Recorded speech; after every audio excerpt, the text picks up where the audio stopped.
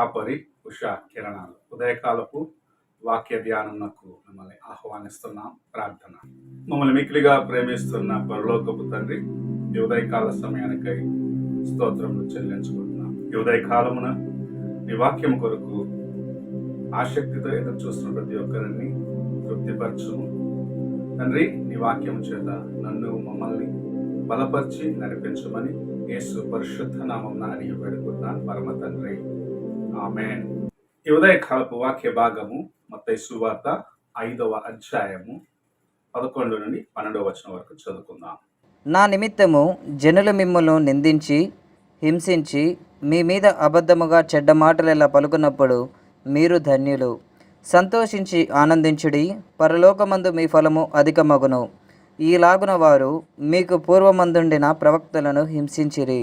మనము చదువుకున్న వాక్య భాగములో ధన్యతల గురించి చెప్తూ ప్రభు చివరిగా చెప్పిన మాట ఏంటంటే, దేవుని పేరట నీవు హింసించబడినప్పుడు, గాయపరచబడినప్పుడు నీవు ధన్యుడవు అని చెప్పబడటం చూడగలం. ఎందుకంటే నీ ప్రతిఫలము పరమందున అనేక రెట్లు అధికముగా ఉంటది అని చెప్పటం చూడగలం.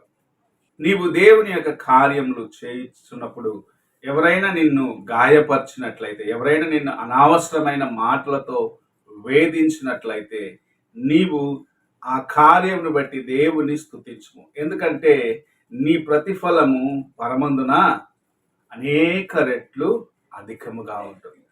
నీవు ఈ లోకానుసారముగా చూసినట్లయితే నిన్ను గాయపరిచిన వారిగా ఉంటారు, వేధిస్తూ ఉంటారు. ఎందుకు నీవు పనికిరావు అని నిన్ను అవమానపరుస్తూ ఉంటారు, నిన్ను నిర్లక్ష్యపరుస్తారు, మాటల చేత నిన్ను ఎంతో కృంగదీస్తూ ఉంటారు. అయితే నీవు నీకు ముందున్న ఈ భూ సంబంధమైన వాటిని చూడకుండగా శాశ్వతమైన పరమున ప్రభు నీ కోసము దాచి ఉంచిన ఆశీర్వాదములను ముందు పెట్టుకొని శోధనలను దాటి ముందుకు వెళ్ళేదానికి నీ యొక్క హృదయాన్ని సిద్ధపరచుకోవాలి. ఎందుకంటే ఆవేశపడి కోపపడేదాన్ని బట్టి నీవు ఈ లోకంలో ఎదుట వాడిని పగ తీర్చుకోవచ్చు, లేకపోతే అతని పైన నీ కోపమును చూపించవచ్చు. కానీ పరమందున నీ కోసము దాచి ఉంచిన గొప్ప ఆశీర్వాదములను నీవు పోగొట్టుకుంటావు. అపవాది యొక్క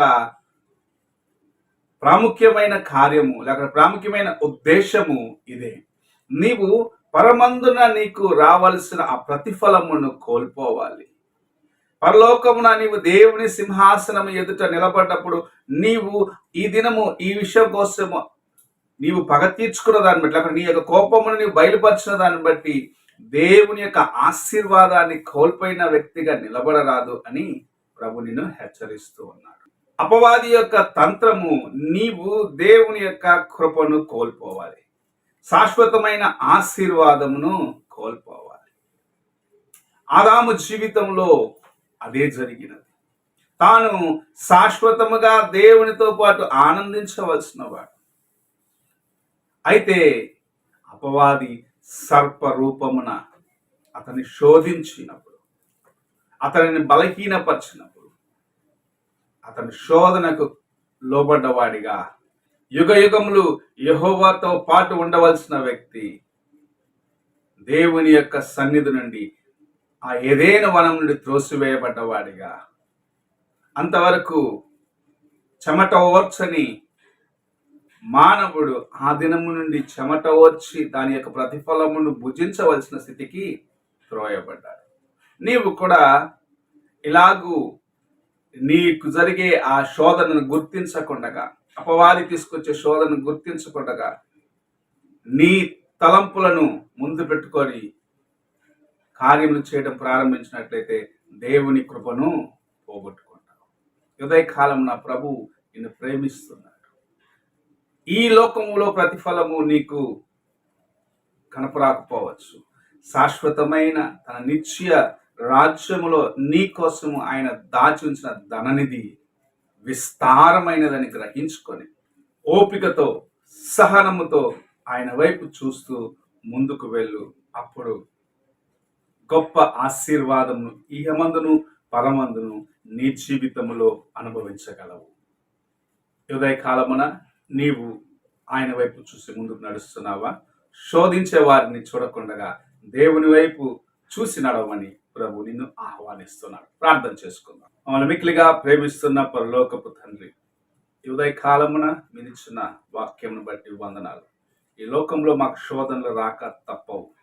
శోధనలు చూసి కృంగిపోకుండా, మమ్మల్ని గాయపరిచే వారిని చూసి కృంగిపోకుండా నీ వైపు చూస్తూ ముందుకు వెళ్ళి, దేవా, నీ రాజ్యములో నీవు మా కోసము, నా కోసము దాచి ఉంచిన ధననిధిని సంపాదించుకునే కృపను నేను కార్యక్రమం వీక్షిస్తున్న ప్రతి ఒక్కరూ పొందినట్లుగా నీ సహాయం దయచేయమని యేసు పరిశుద్ధ నామమున అడిగి వేడుకుంటున్నాను పరమ తండ్రి.